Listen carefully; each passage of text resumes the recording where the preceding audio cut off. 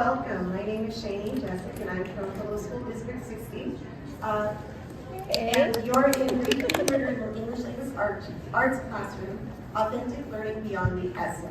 I've had 20 years as a classroom teacher, and it's been a journey. When I first started, I was in the rural community, mountain community of Cripple Creek, Colorado, where the entire student body K through 12 was maybe 500. Our largest graduating class while I was there was 28. I spent my time in Cripple Creek, learned a lot about rural life. That was like I said, a culture shock. I've taught middle school, high school, English language arts, as well as Spanish. I've also done intervention reading programs. So my master's is in English. I decided not to get a master's in education because I didn't know if that's what I wanted to do the rest of my life. I definitely know I did not want to be a principal. So principals, you have much respect, as both my parents were principals. And that was not a journey I wanted to have. I spent 8 years as a district administrator. I was a secondary literacy specialist. And other duties as assigned during that near decade included, well, you're starting with 9 through 12, curriculum assessment and instruction in language arts. In my 10th grade honors English class, that's when I decided I wanted to be an English teacher. So it's coming home and it's finishing full circle. So when I arrived at Central, it was 2018-2019 school year.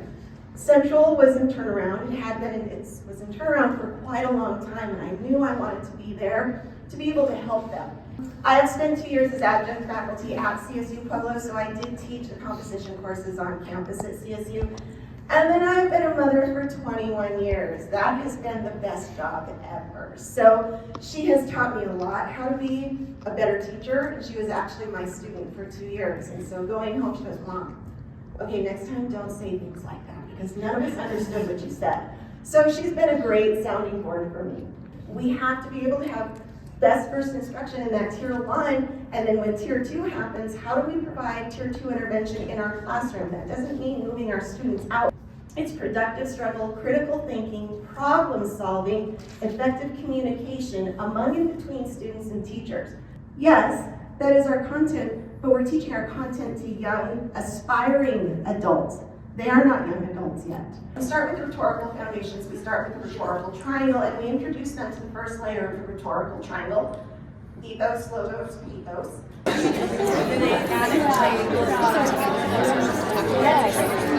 I'm very fortunate. I have 100% support of my principal.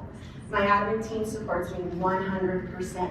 That's critical too, because if you're locked in, and many administrators, many districts believe that a curriculum is a textbook. It's not. I went rogue and I literally threw our consumable textbooks in the trash in front of the kids and said, I'm not an American history teacher, so I am not going to teach this. And I threw it at the kids. Miss Jesik, they're going to fire you. I said, okay. No, they're not, because who are they going to get to replace me? Okay. I said, don't tell them we're throwing away the book. We need to build systems to be sustained so that whoever is sitting in the chair doesn't matter. They have what they need to be able to do the job. Effectively communicate to be successful once they get our high school diploma. Otherwise, it means nothing.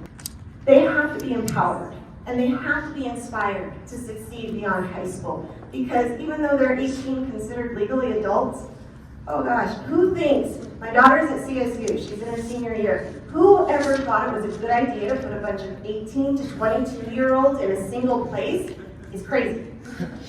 That's all I gotta say. Without real adult supervision, how do you take this and start applying it within your realm? You walk away and are able to do one of these after this session. And I do thank you for your attention. I thank you for attending. When I throw a party, I always think, oh God, what if I'm the only one? Well, that's one bottle of wine for me then. Okay. All right, thank you.